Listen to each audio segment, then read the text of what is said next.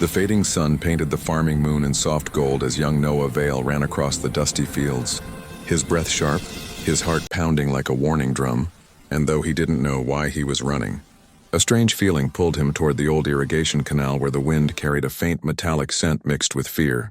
Noah slid down the slope and froze when he saw her, an alien girl about his age, her skin shimmering like pale starlight, her hair tangled with dust, her arm bleeding from a deep cut. She looked up at him with wide silver eyes that held both pain and command, and in that moment Noah felt the world change around him. He had never seen an alien this close before, not without armor, not without guards, not without the distance humans kept as law. Yet she wasn't a threat. She wasn't a soldier. She was a frightened child trying to breathe.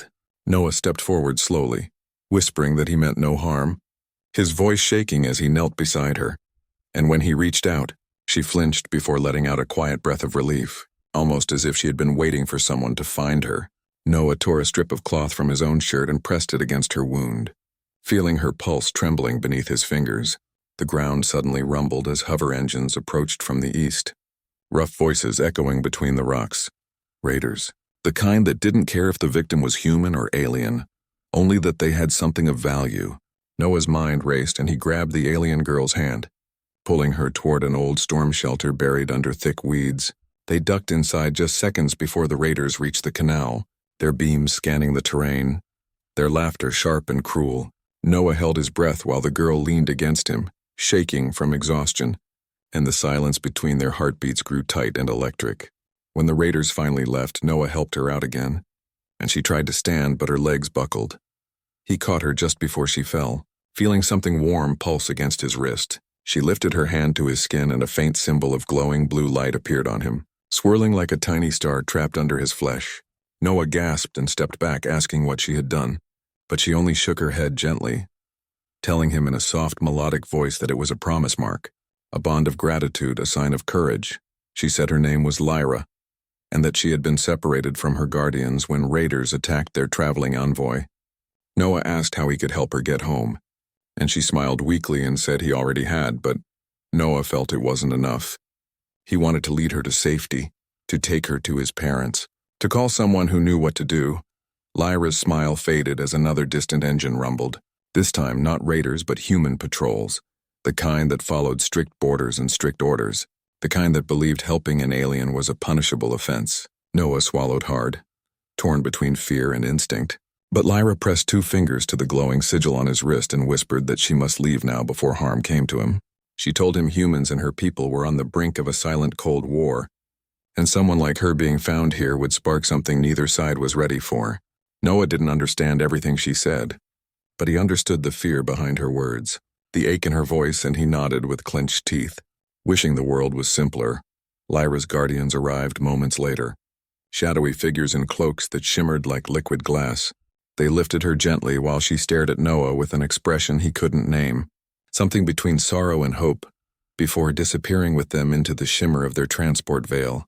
She stepped close to Noah again and whispered something he would never forget. She said, "Return when you are grown, Noah Vale. Return when your heart no longer fears itself." And before he could ask what she meant, the veil swallowed her and the field fell silent except for the sound of his racing heartbeat.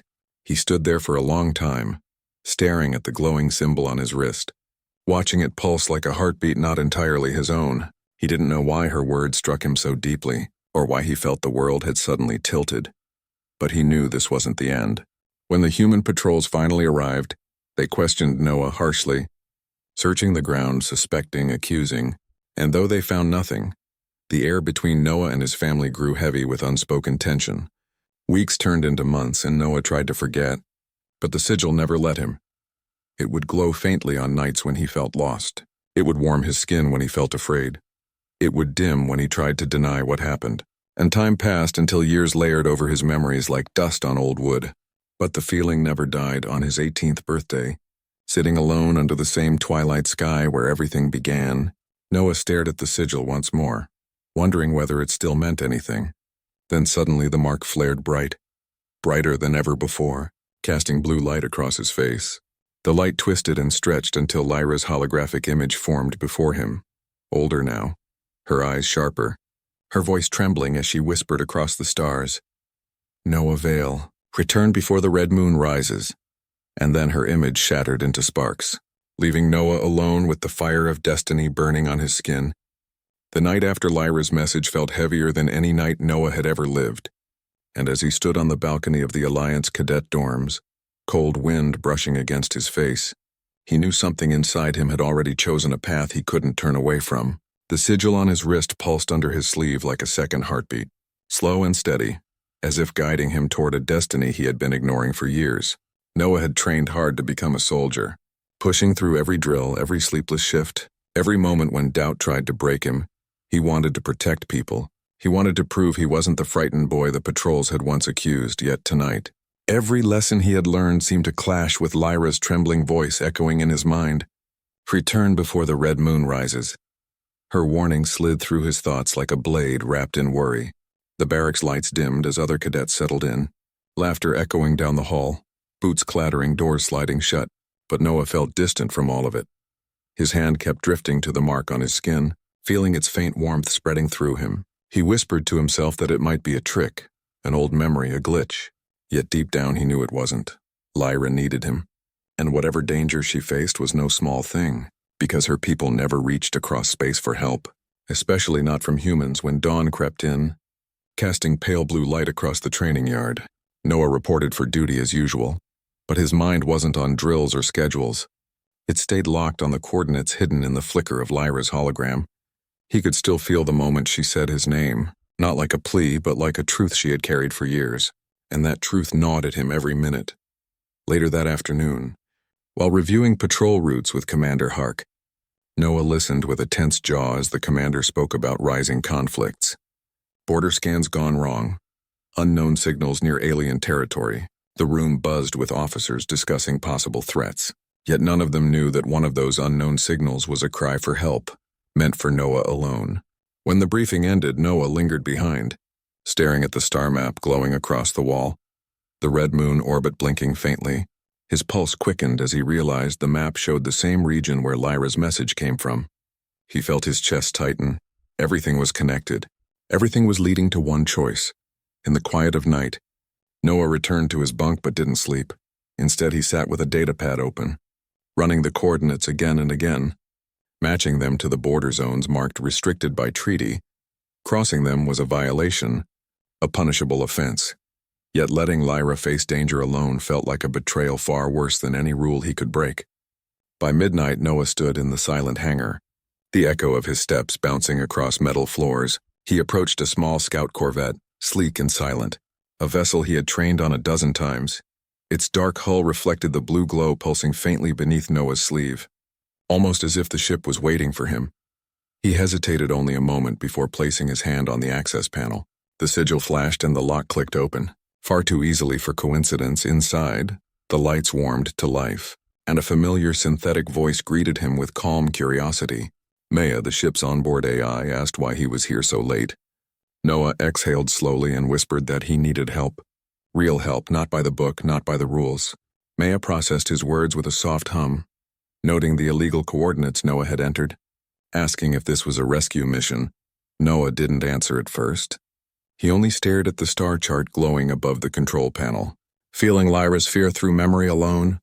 After a long pause, Noah said he had made a promise long ago, and that someone was calling him to honor it. Maya observed the glowing sigil through the ship's sensors and stated that the mark contained alien origin coding, older than known treaties, possibly ceremonial, possibly binding. Noah didn't understand everything she meant, but the word binding hit him like a spark to dry grass. He asked Maya if she would run silent mode and prepare for departure. Maya warned him that leaving without clearance would result in court-martial, imprisonment, or exile. Noah nodded and whispered that he knew.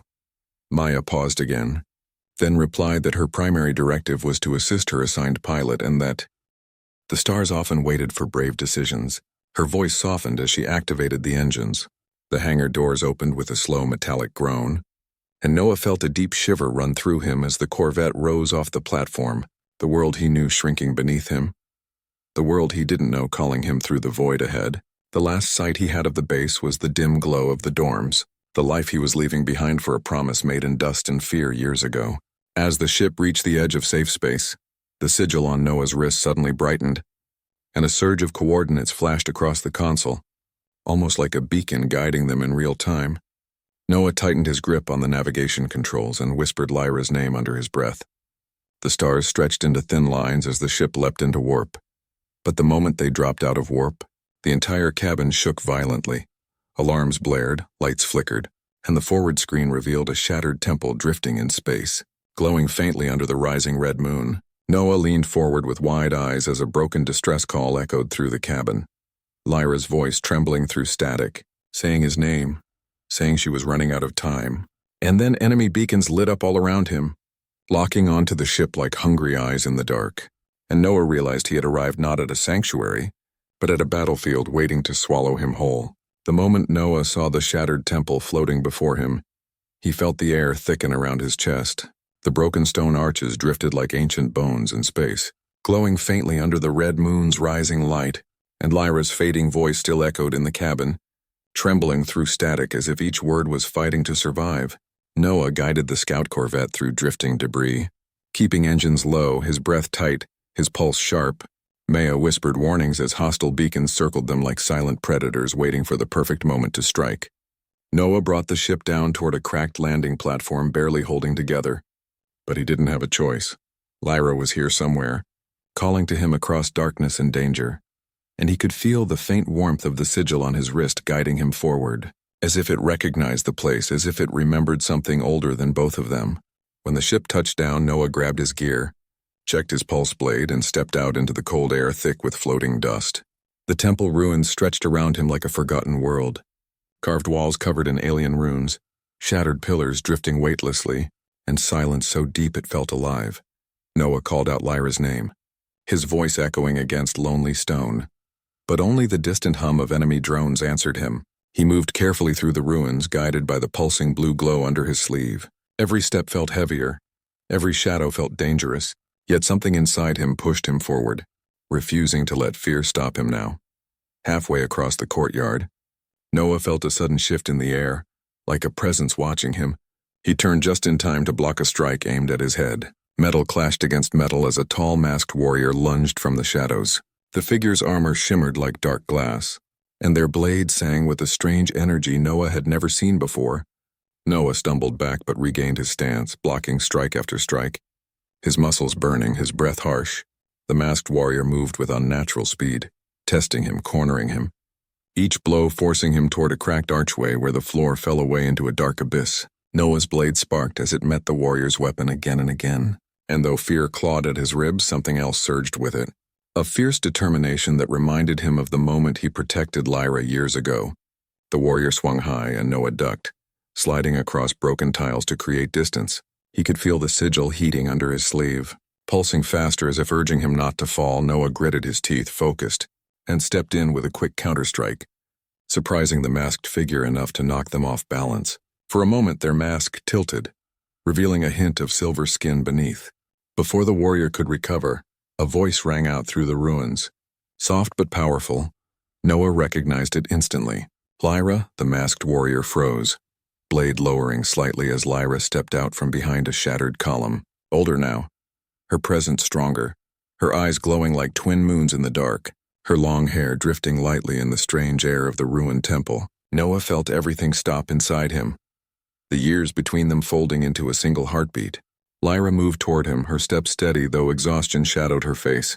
When she reached him, she placed a gentle hand on his wrist, and the sigil flared, bathing them both in soft blue light. She whispered that she knew he would come, her voice soft but carrying weight. Noah swallowed hard and asked what had happened to her, why she called him, why danger surrounded this place like a storm waiting to break. She told him she was no longer a wandering envoy but Princess Lyra of House Seren, heir to an ancient legacy tied to the temple around them, and that the sigil she placed on Noah as a child was more than gratitude. More than a mark of thanks, it was a bond key, a thread connecting courage to destiny, meant for the one who would return grown. Noah felt the words settle in him like pieces of a puzzle locking into place. Yet fear still tugged at him because Lyra's voice trembled when she said she needed him now more than ever. The masked warrior, revealed as Ser Kale, her sworn guardian, stepped back reluctantly, watching Noah with sharp, unreadable eyes.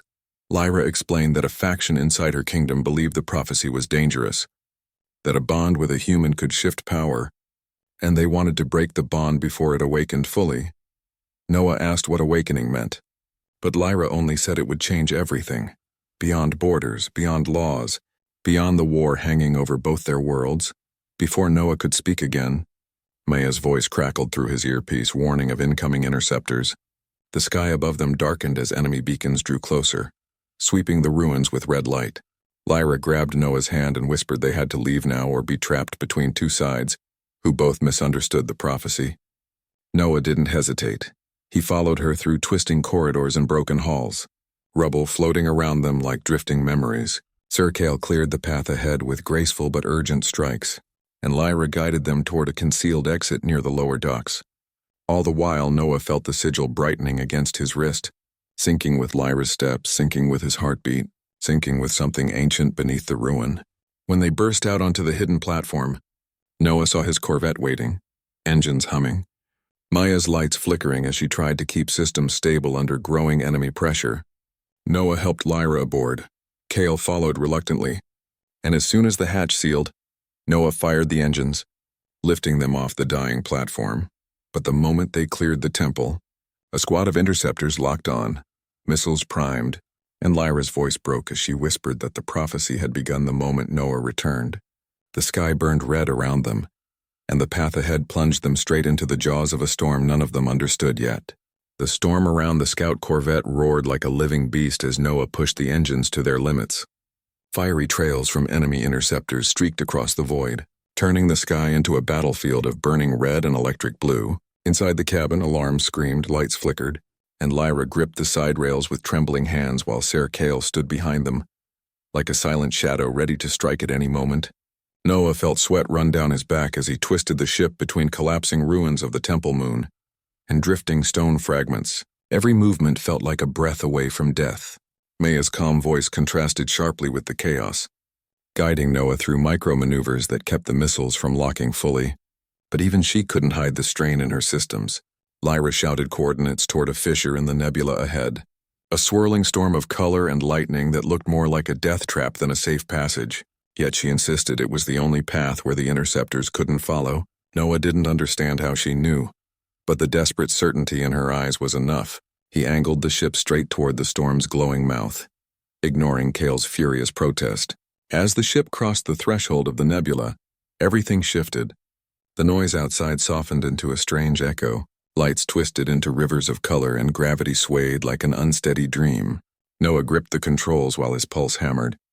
Lyra reached across and placed her hand over his, and the moment her skin touched him, the sigil burned brighter, blue threads spreading across his wrist like living veins, guiding his movements with instinct sharper than thought.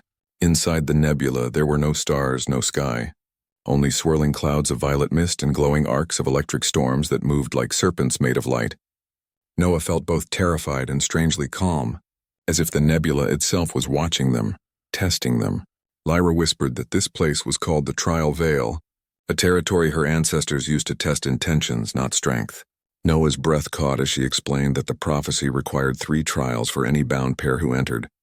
Mercy, truth, and resolve, each one revealing the heart that carried the bond key.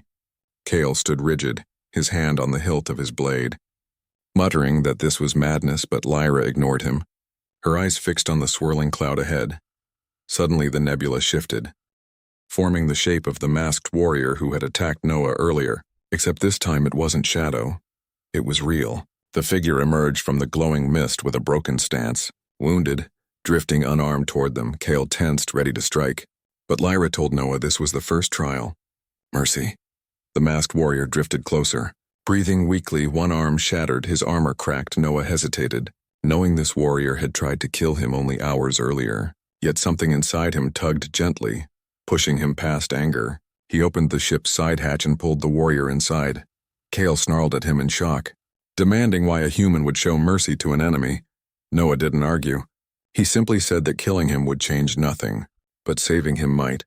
Lyra watched him with soft eyes, as if something in her heart eased with that choice. Moments later, the nebula shifted again, the colors darkening, swirling faster, and a deep hum pulsed through the ship.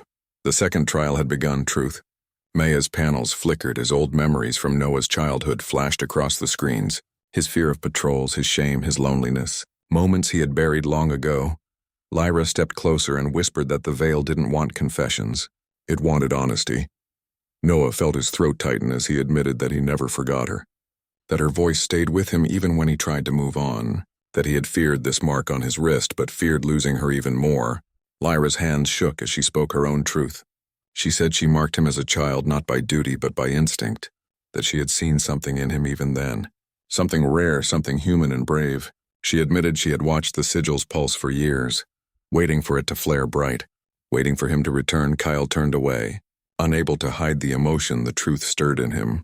Then the nebula roared, the ship jolted violently, and lightning slashed across the hull. The third trial arrived without warning. Resolve. Maya shouted that the only route out of the nebula had collapsed, and the alternate path was through a minefield formed by plasma vortices. Crossing it required manual navigation. The ship's systems couldn't calculate safe paths in time. Noah's hands trembled, knowing one wrong move could kill all of them. Lyra grabbed his shoulders and told him she trusted him. Not the sigil, not the prophecy, him. Noah swallowed every doubt and cut the engines to half, drifting into the storm with nothing but instinct and the faint glow on his wrist to guide him. Each vortex crackled with deadly force inches from the hull, the entire ship shaking as Noah threaded between them with slow, deliberate movements. His breath held, his heartbeat steady. After a final jarring lurch, the nebula light broke open. Revealing clear space beyond, Noah exhaled shakily. Lyra leaned against him for a moment, overwhelmed. Kale bowed his head with reluctant respect, but before they could catch their breath, Maya alerted them to a massive military blockade straight ahead. Floating at the center of the blockade was a flagship Noah recognized instantly. Admiral Hark's vessel, its cannons aimed directly at them, its engines burning like judgment waiting to fall. Noah's stomach dropped as a harsh voice came through the comms, demanding Lyra's surrender and Noah's compliance. And as the red moon cast its shadow across their ship, Noah realized the trials inside the nebula were only the beginning. The true storm was waiting for them on the other side, with no place left to run, only choices left to make. The moment Admiral Hark's voice filled the cabin, a deep cold settled in Noah's stomach, the kind of cold that came not from fear of the enemy, but from betrayal by someone you once trusted. The comm channel crackled as Hark repeated his command, ordering Noah to shut down the engines, surrender Lyra, and prepare for arrest. Noah stared at the massive flagship blocking their path, its dark metal hull shining under the red moon like a silent threat carved from steel. Lyra stood beside him, her breath unsteady, her fingers trembling as she looked at Noah with a mix of worry and guilt. She whispered that Hark's fleet should not have been here, that something was wrong, terribly wrong. Kale pressed a hand to his blade hilt, muttering that humans had moved faster than expected, perhaps too fast, and Noah felt the weight of his world collapse a little more with every second. Hark's image appeared on the main screen, his face stern, older than Noah remembered, and colder. He spoke in the tone of a man who believed he was saving the world, saying the Alliance had discovered ancient alien relics, powerful enough to end the war, but only if used correctly. Noah felt anger rise inside him because correctly in Hark's voice sounded like domination. Not peace. Lyra stepped forward, telling Hark that the relics were sacred, bound by laws older than both their worlds, and that using them by force would ignite a war fiercer than any before. Hark ignored her, focusing on Noah, calling him son the way he used to during training, telling him he could still walk away clean if he surrendered now. Noah felt something break inside him at the false warmth in Hark's voice. When Noah refused, Hark's expression hardened, and he pressed a command on his console. Maya's voice faltered as her systems dimmed, her lights flickered, and the ship's controls locked for a moment as Hark activated a remote suppression key. Noah shouted her name, feeling helpless as the AI strained to reboot through the interference. Lyra stepped closer to Noah, her shoulder brushing his, her whisper soft as she said they had only moments before Hark made his next move. Then the attack came, swift and ruthless. A shadowed drone launched from the flagship slammed into their hull, unleashing a burst of null toxin. Noah barely had time to register the warning before Lyra staggered. Clutching her chest, her breath hitching as her skin dimmed like fading light. Kale caught her before she fell, shouting that the toxin targeted her royal physiology, meant to suppress her energy signature. Noah felt panic burn through him as Lyra's strength slipped away in Kale's arms. She whispered that only ancient tech could counter the toxin. Something alive, something tied to the bond key. Noah looked at the glowing mark on his wrist, glowing brighter, pulsing faster, reacting not just to danger but to Lyra's weakening heartbeat.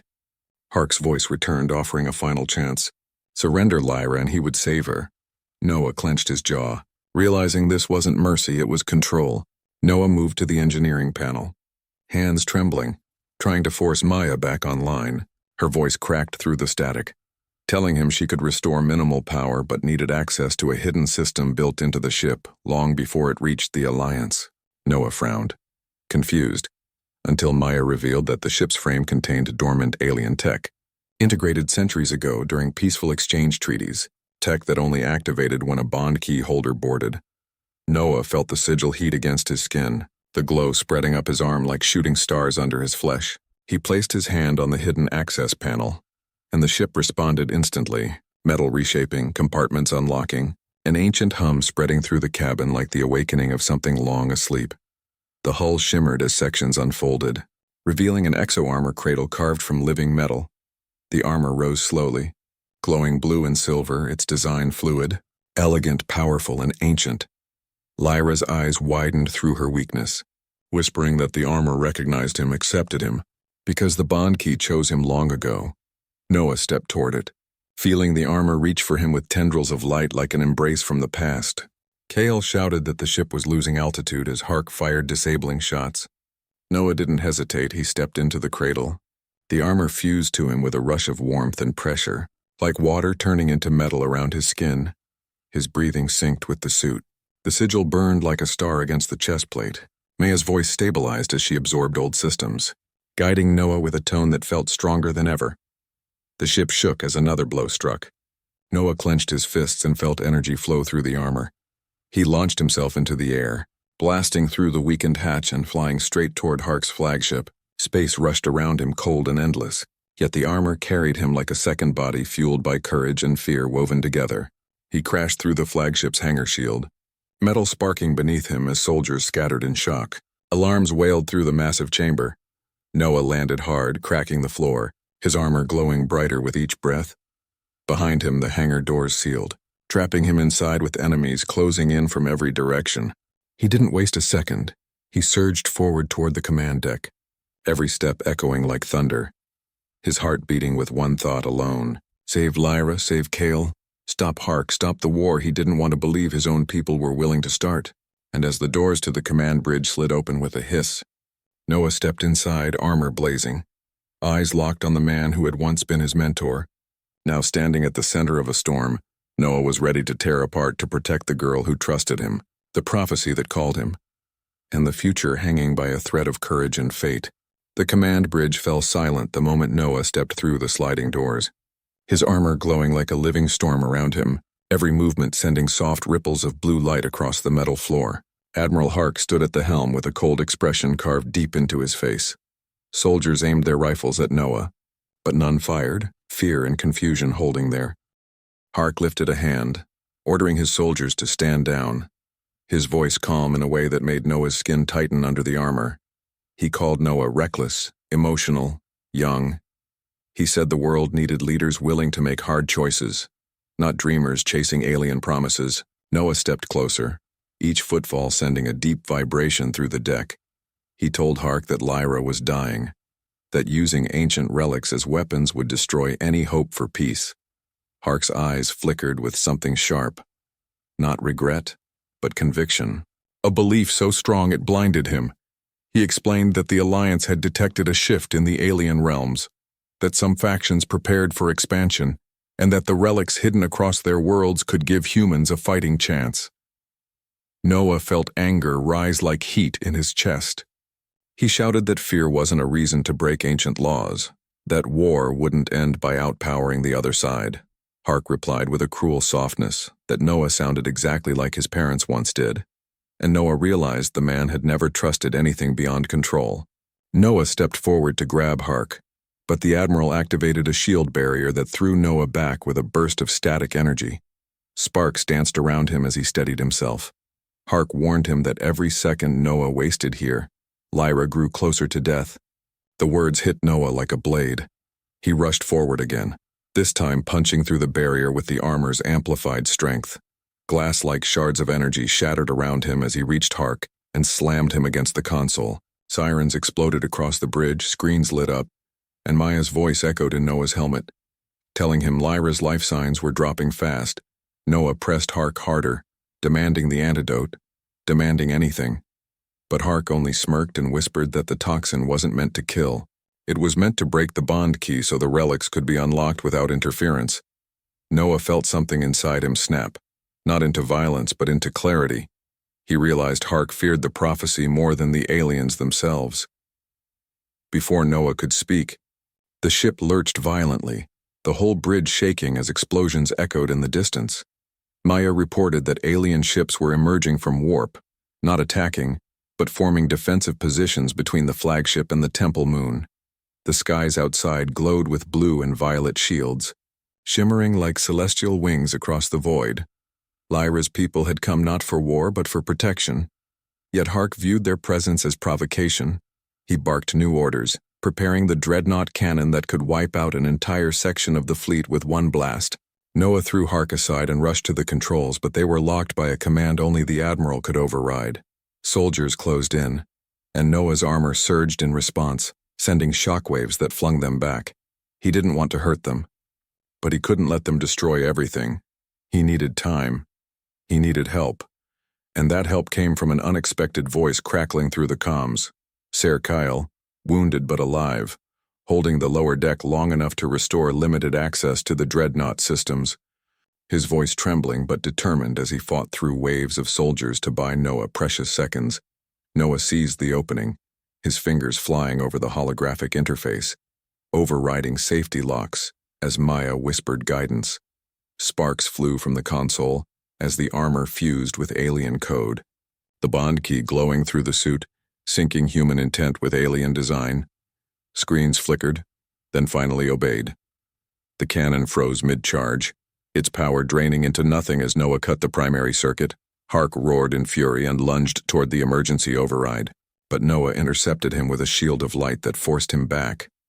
As the dreadnought cannon died, the alien fleet sent a signal across channels, a message of ceasefire, a plea for dialogue, and civilians across both realms tuned in as every major broadcast system relayed the sudden silence in the sky. Noah stepped to the center of the bridge, his armor dimming to a soft glow, and activated the shipwide communication, his face appearing across screens on both human and alien worlds.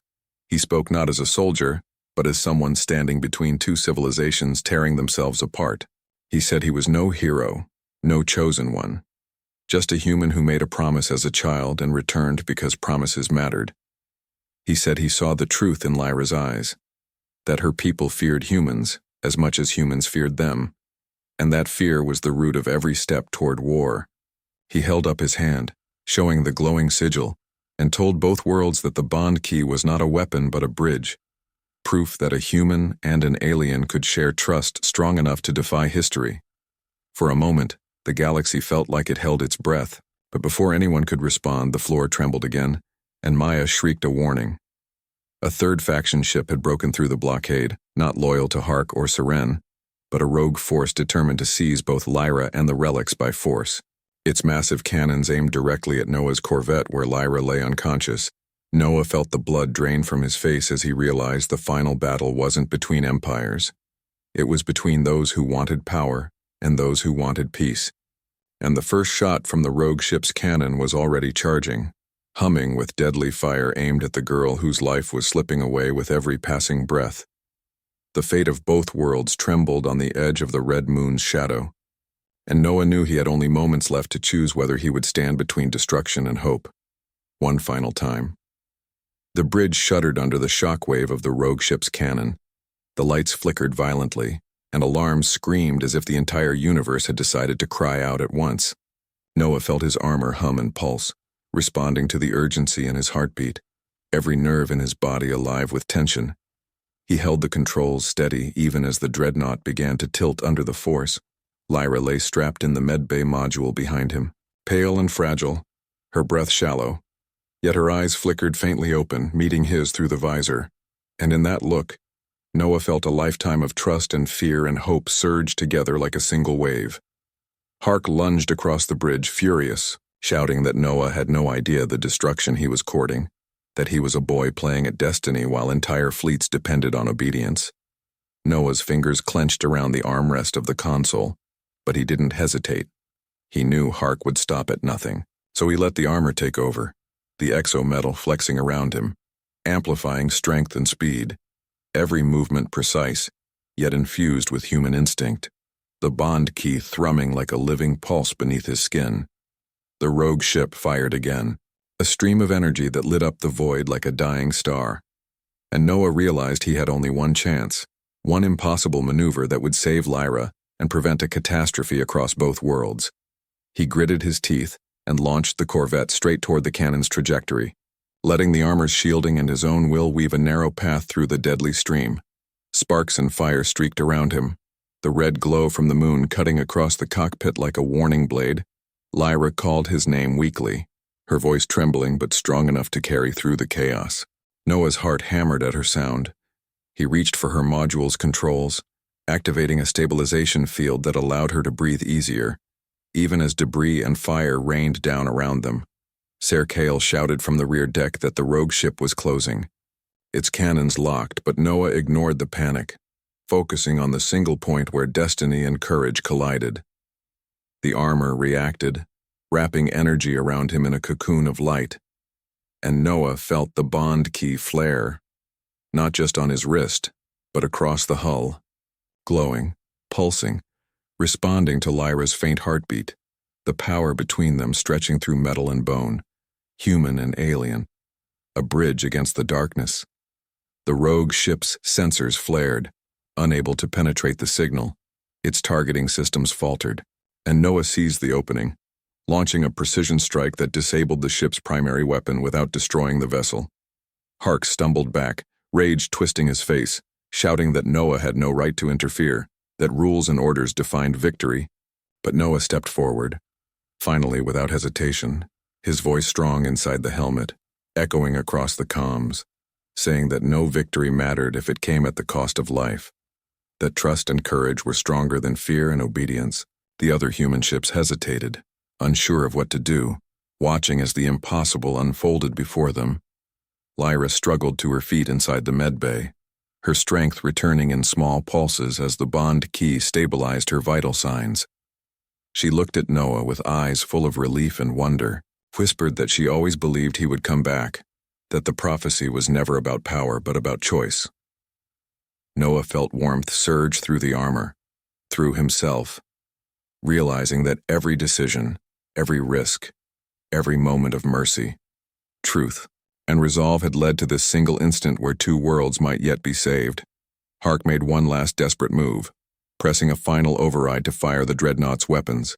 But before he could activate it, Serkael leaped through the control panel, tearing the console apart, sparks flying, shouting that no one could destroy this chance for peace. And in that moment, Noah stepped forward, placing both hands on the bond key's sigil, channeling the combined power of human determination and alien legacy. The weapons froze, systems shut down. The red glow of the moon reflected across every surface like silent approval.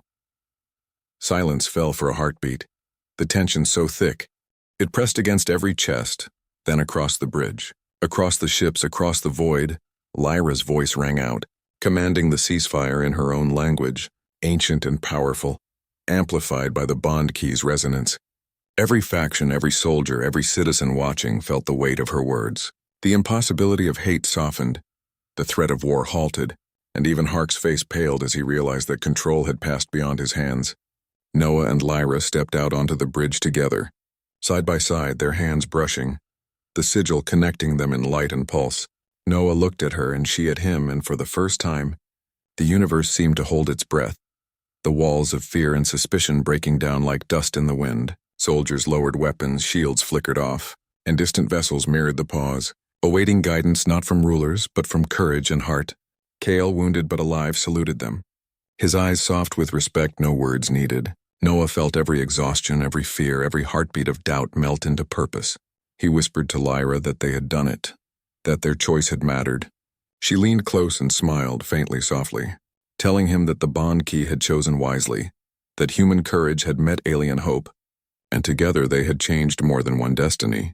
Outside, the red moon cast long shadows across the ships, reflecting light into the void where two civilizations now stood at the edge of a new beginning. Noah and Lyra held hands, the glow of the sigil warming them both, the bond key resting in balance, a living proof that promises courage and trust could bridge even the deepest divides. And Maya's voice broke the silence with a quiet joke about heroics. A small reminder that life, even after impossible trials, continued. Noah looked at Lyra again, eyes wide with relief and wonder, and whispered that this was only the start, that their promise, their journey, would never end as long as they chose to keep walking together.